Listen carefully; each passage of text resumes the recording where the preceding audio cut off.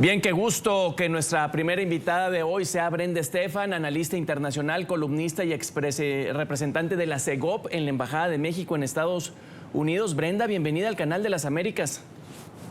Enrique, un gusto estar en tu programa. Gracias por la invitación. Gracias por aceptar. Y en sábado, reconstruyendo mejor juntos es la frase que adoptaron. De pronto tengo la percepción, usted me desmiente, que dejan de verse un poquito en lo individual y lo hacen como región. Pues yo creo que el sentido de esta reunión es precisamente ese.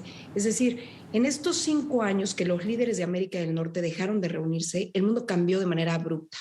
Hoy tenemos un mundo en pandemia, en crisis económica, con enormes disrupciones a las cadenas de proveeduría, con problemas de ciberseguridad y pues con esta creciente crisis de flujos de migrantes y desplazados en todo el continente americano. De manera que había nuevos temas invitados a la reunión y de lo que se trataba era de buscar estas nuevas metas, objetivo de razón de ser de este bloque de América del Norte. Es decir, no es suficiente un tratado económico como el TEMEC, sino que había que definir cuál es el futuro de la región, cómo se ve la región a futuro. Y me parece que ese fue un poco el motivo de la reunión y alcanzamos apenas de lo poco que se conoce, el comunicado conjunto y un acuerdo de cooperación, pues a vislumbrar cuáles son estas áreas de cooperación que van más allá de lo comercial, Enrique.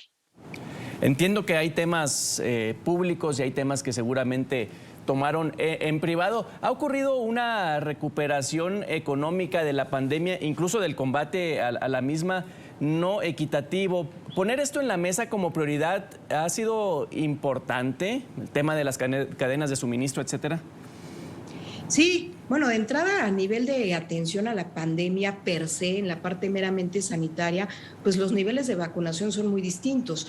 En Canadá, que es el país que tiene una mayor tasa de vacunación, está arriba del 75%, Estados Unidos anda en un 59%, México está en un 48%, pero no solo eso, sino que la población mexicana ha sido vacunada en buena medida con vacunas que no son reconocidas en Estados Unidos y Canadá, como es el caso de Sputnik 5 o de CanSino. Entonces, parte de los temas es ver cómo se va a abordar esto para poder tener realmente una respuesta conjunta, alineada a nivel regional. Y en términos de la recuperación económica, pues hay la voluntad manifiesta, al menos por escrito, de fortalecer las cadenas de proveeduría a nivel América del Norte.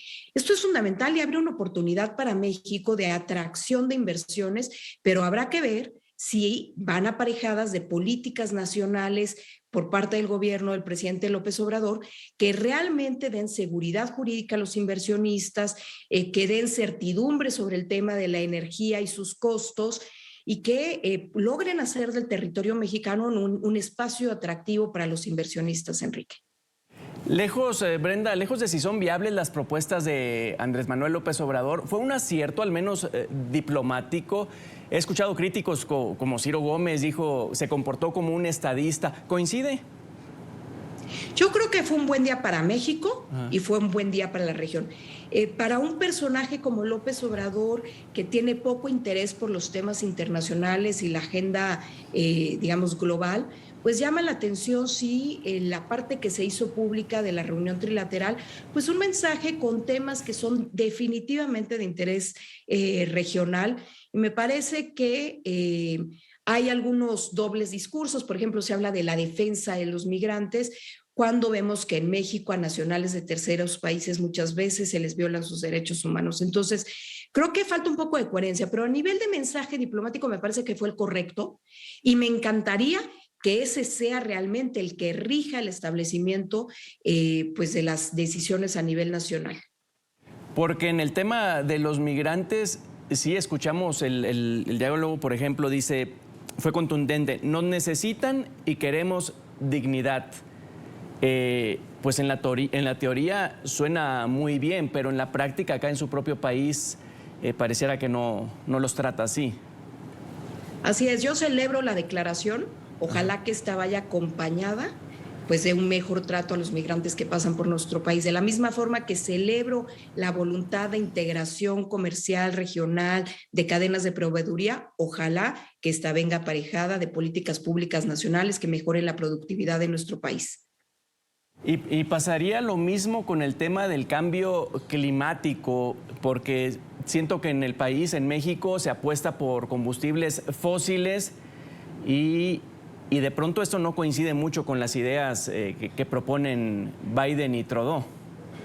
Sí, sin duda ahí hay una disociación, digamos, entre lo que la visión de Estados Unidos y Canadá y la visión del gobierno de México.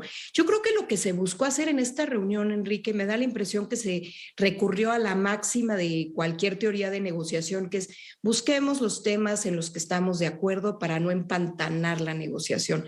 Entonces vemos un comunicado de prensa donde se encuentran temas de interés para la región y se dejan de lado temas como la reforma energética mexicana, la potencial reforma energética mexicana, se deja de lado el tema de los subsidios o los beneficios fiscales para la elaboración de vehículos eléctricos en Estados Unidos, se deja de lado temas como el posicionamiento más de corte ideológico del gobierno de México respecto a países como Nicaragua, como Venezuela, como Cuba, como que todos estos temas que podrían haber generado escozor y tensar la relación fueron dejados de lado, al menos a nivel de lo público.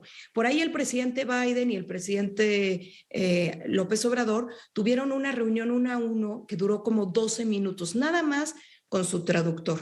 Seguramente hubo un poco ahí de romper el hielo y establecer una relación personal, pero no sabemos si en este tipo de 1-1 hay algún comentario adicional por parte de los mandatarios en alguno de los temas que no se hicieron públicos. Lo que vemos, por lo menos desde el ámbito público, es que fue una relación cordial, donde se dejaron de lado los temas espinosos y que yo creo que un tema que fue importante es el tema de la rivalidad con China.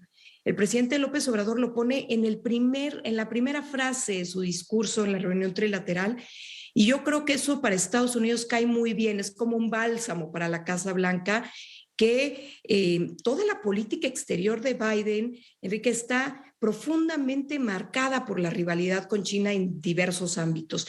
Y sin duda esta reunión y convocarla incluso busca, entre otras cosas, sí enviar un mensaje a China de que hay una cohesión, que hay sintonía entre los países del bloque de América del Norte. Y creo que eso se logra, era importante para la Casa Blanca y logra hacerlo. Justo le iba a preguntar eso, que en su nivel de analista y todo, ¿se había trascendido algún otro tema que no se hiciera público? Y hablaba de los espinosos, estaba incluso el de las armas, pero no sé si eso, pues como ya está en tribunales, prefieren dejarlo así y no hacerlo tan público, o sí se tocó de plano las armas, Brenda. El de las armas debe haberse tocado porque en el comunicado conjunto sí se hace mención al tema. Hay una parte del comunicado conjunto en el que hablan de que hay pandemias en la región y que hay crisis que tienen que ver, por un lado, con la crisis de estupefacientes, en particular del fentanilo en Estados Unidos e incluso en parte de Canadá. Y ahí en ese mismo párrafo se habla de que hay una crisis en México por el tráfico de armas ligeras. Entonces, al final se habla de que hay un compromiso conjunto de los tres países para luchar contra el tráfico de armas y contra el tráfico de estupefacientes.